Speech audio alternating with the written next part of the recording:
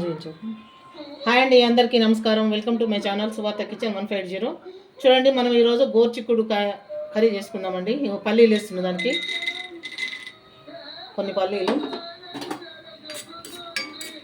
వేపుకుందాం. ఇట్లా కొన్ని పచ్చిమిరపకాయలు వేసుకుందామండి. దీంట్లో పల్లీలతో పాటు పచ్చిమిరపకాయలు కూడా వేయించుకోవాలి.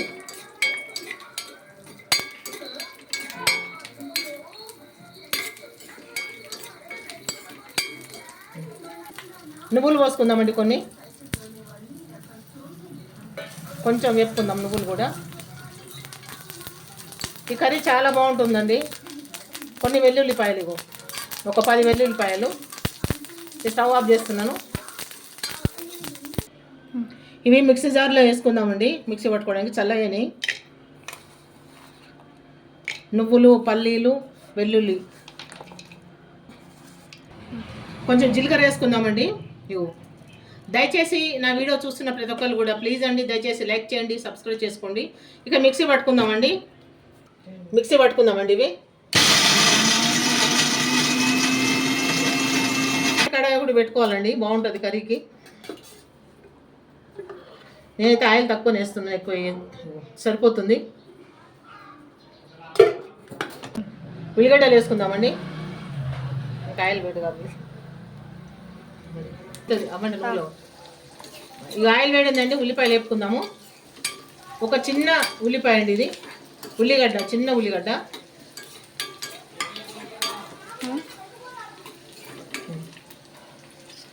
ఇగో ఒక చిన్న టమాటా అండి. అదేవిధంగా కొంచెం కరివేపాకు,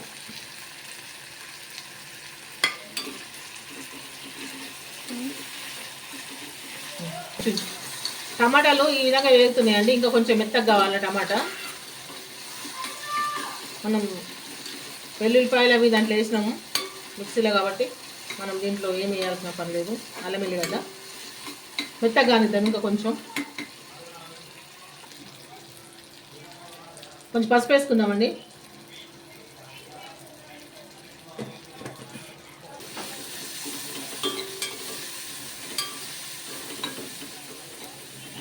మంట మీడియం ఫ్లేమ్లో పెట్టుకొని చేసుకోవాలండి, ఎందుకంటే ఇది స్టీల్ కడాయి కదా, తొందరగా హీట్ అవుతుంది. మీడియంలో పెట్టుకొని చేసుకుంటే బాగుంటుంది. ఇప్పుడు గోరుచిక్కుళ్ళు వేసుకుందాం.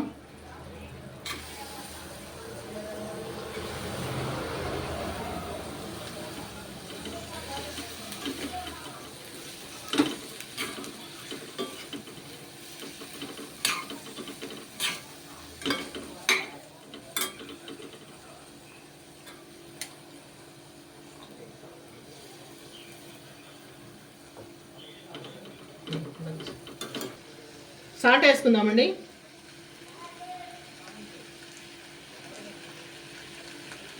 సరిపోతుందా సాల్ట్? చాలకపోతే వేసుకుందాం మళ్ళీ చూసి. ఇట్లా కలుపుకుందాం. సాల్ట్ వేసినాక మంచిగా నీట్గా కలుపుకుందామండి. ఇట్లా కలుపుకుంటే బాగుంటుంది. కొంచెం సేపు సిమ్లో మగ్గనిద్దాం దీన్ని.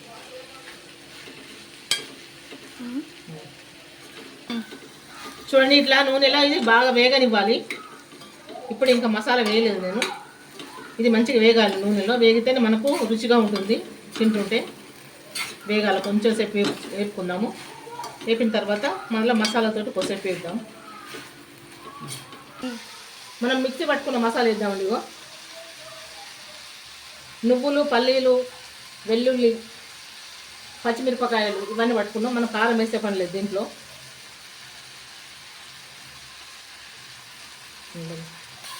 ఇది కలుపుకుందామండి. ఇట్లా కొంచెం వాటర్ వేద్దాము మిక్సీ జార్లోది.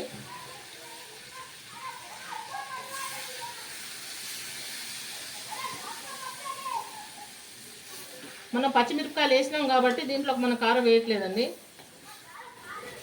అదే సరిపోతుంది పచ్చిమిరపకాయల కారం.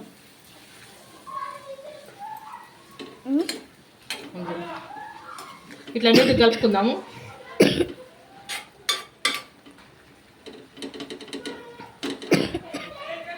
కొంచెం ఉడకనిద్దామండి ఇది. చూడండి మనం ఎసురు పోసేసినాము. ఈ ఎసురు మనకు సరిపోతుంది. సిమ్లో పెట్టుకొని ఉడికించుకుందాం. ఇక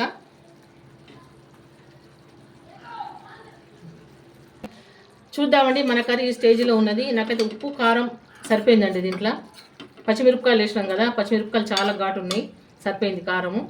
ఈ స్టేజ్లో ఉంది. ఇంకా ఉడకాలా కొద్దిసేపు. ఉడికితే బాగుంటుంది కర్రీ. మనకు సూపర్గా ఉందండి. టేస్ట్ మాత్రం చాలా బాగుంది. ఇట్లా చేసినందుకు చాలా అంటే చాలా బాగుంది. కొద్దిసేపు ఉడకనిద్దాం. చూద్దామండి. ఇంకా కొంచెం ఉడకాలండి. కొంచెం మనకు ఆయిల్ సపరేట్ అవుతున్నది. చూడండి ఆయిల్ సపరేట్ అవుతున్నది. ఇంకా కొంచెం కావాలి. ఇంకా కొంచెం ఉడికితే సరిపోతుంది. ఎంత తినని వాళ్ళు, ఇష్టం లేని వాళ్ళు కూడా ఇష్టంగా తింటారండి ఈ కర్రీ. చాలా బాగుంటుంది. ఒకసారి మీరు ట్రై చేయండి. చూస్తున్న ప్రతి ఒక్కళ్ళు దయచేసి లైక్ చేయండి, సబ్స్క్రైబ్ చేసుకోండి నా ఛానల్ని ప్లీజ్ అండి. మర్చిపోద్ది ఈ విషయం మాత్రం. కొంచెం ఇంకా 2 నిమిషాలు ఉంచుదామండి. 2 నిమిషాల నుంచి కొత్తిమీర వేసి దించేసుకుంటే అయిపోతుంది.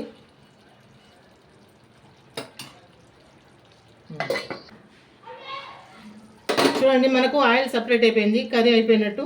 కొంచెం కొత్తిమీర వేసుకుందామండి పైనుండి గార్నిష్ కోసం. కొంచెం కొత్తిమీర వేసుకొని ఇంకా స్టవ్ ఆఫ్ చేసుకుందాం. చూస్తున్న ప్రతి ఒక్కరు ప్లీజ్ అండి దయచేసి లైక్ చేయండి, సబ్స్క్రైబ్ చేసుకోండి నా ఛానల్ని. మీరు ఒక లైక్ చేయడం మూలాన నా ఛానల్ చాలా ముందుకు వెళ్తుందండి. మీరు నాది కొత్త ఛానల్, అదేవిధంగా సబ్స్క్రైబ్ కూడా చేసుకోండి. మీరు చూడండి కర్రీ సూపర్గా అయిందండి. మామూలుగా కాలేదు. చాలా అంటే చాలా బాగా అయింది.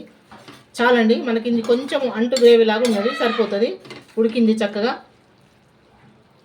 దయచేసి చూస్తున్న ప్రతి ఒక్కరు లైక్ చేయండి, సబ్స్క్రైబ్ చేసుకోండి. ఇక ఉంటానండి. మరొక మంచి వంటతో నెక్స్ట్ వీడియోలో కలుసుకుందాం.